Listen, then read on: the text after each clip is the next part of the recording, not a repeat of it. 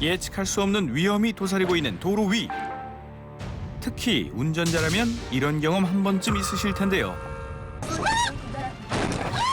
상대적으로 작은 차량들은 생명의 위협까지 받는데요.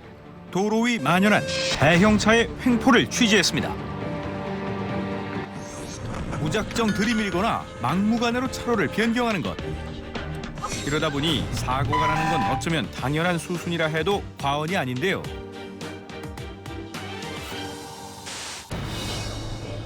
문제는 대형차다 보니 그 파급력이 더 크다는 건데요. 앞서 달리던 덤프트럭 보이시나요? 거침없는 이 질주는 결국 참담한 결과를 낳게 됩니다. 신호등을 완전 깔고 지나가고 가드레일 쪽에서 부딪히고 멈췄고요. 그 승용차는 이제 사람이 이제 뭐 기절을 했는지 어디서부터 잘못된 걸까요? 적색 신호가 들어와 있지만 그대로 달립니다. 승용차가 받은 충격도 상당했을 것 같은데요.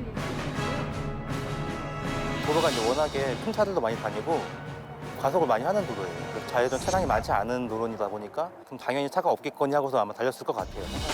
운전자의 잘못된 인식과 나쁜 운전 습관은 한순간에 대형 참사로 이어지는데요. 예측조차 불가한 상황이라면 운전자 입장에서는 당할 수밖에 없는데요. 4차로에 있던 버스가 난데없이 들이닥칩니다. 저는 직진 중이었고 버스가 오른쪽에 있었는데 이 버스가 차선 변경을 하는 줄 알았는데 차선 변경이 아니고 유턴이더라고요. 그래서 저는 피할 수가 없었어요. 이 사고로 유리창과 사이드미러, 조수석 문과 뒷문까지 파손된 차량. 차로 변경도 아니고 유턴 지점도 아니었던 상황. 명백한 위반인 겁니다.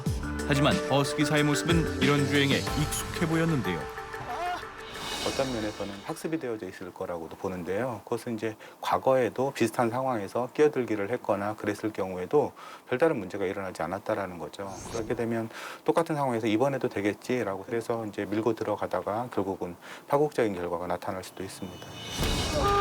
이럴 경우 사고는 막을 수 없고 억울한 피해자가 생길 수밖에 없습니다. 그야말로 악순환인 건데요. 구체적인 체계가 생기면 사고의 위험도 줄어들겠죠. 하지만 그 전에 스스로 안전운전하고 있는지 되돌아보는 것도 필요하지 않을까요?